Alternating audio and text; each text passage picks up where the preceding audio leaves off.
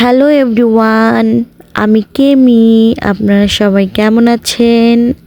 আশা করি আপনারা সবাই অনেক অনেক ভালো আছেন। আমাদের এখানে মেলা লেগেছিল, তাই ভাবলাম মেলায় একটু বেড়াতে যাই এবং ঘুরে ফিরে আসি। তো ভাগ্নি এবং লুসানকে নিয়ে বেরিয়ে পড়লাম।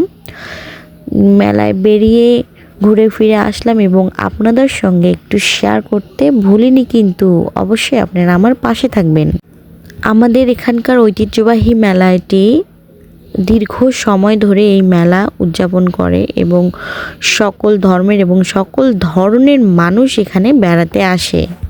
তবে শৈশবে মেলায় বেড়াতে এসে যে আনন্দটা পেতাম, বর্তমানে এখন সেই আনন্দটা আর নেই। জীবন থেকে হয়তো বা আনন্দটা কমে গেছে, না কি হয়েছে জানি না। তবে একটু ঘুরে বেড়ালে ভালো লাগে। ঘুরে বেড়াতে কেই না পছন্দ করে, সবাই ঘুরে বেড়াতেই পছন্দ করে। এই তো ক্যামেরা দেখলে সবাই হাই হ্যালো দেয়, ভালোই লাগে বিষয়টা, খারাপ লাগে না।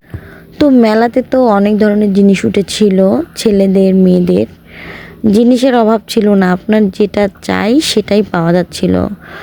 একদম খুব সুন্দর করে সাজানো গোছানো সব স্টলগুলো আমরা ঘুরে ঘুরে দেখছিলাম। আর লুসান আমার কোলে ছিল। আমরা টুকিটাকি কিছু কিনেছি, যেটা যেটা ভালো লেগেছে।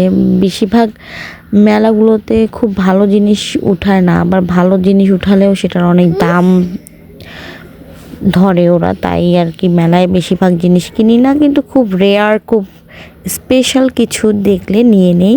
লুসানের কিছু খেলনা এবং নিসা কিছু কসমেটিক্স নিয়েছিল, আমি একটি জিনিস নিয়েছিলাম। নেওয়ার পরে আমরা ভাবলাম চলে যাই বাসায়।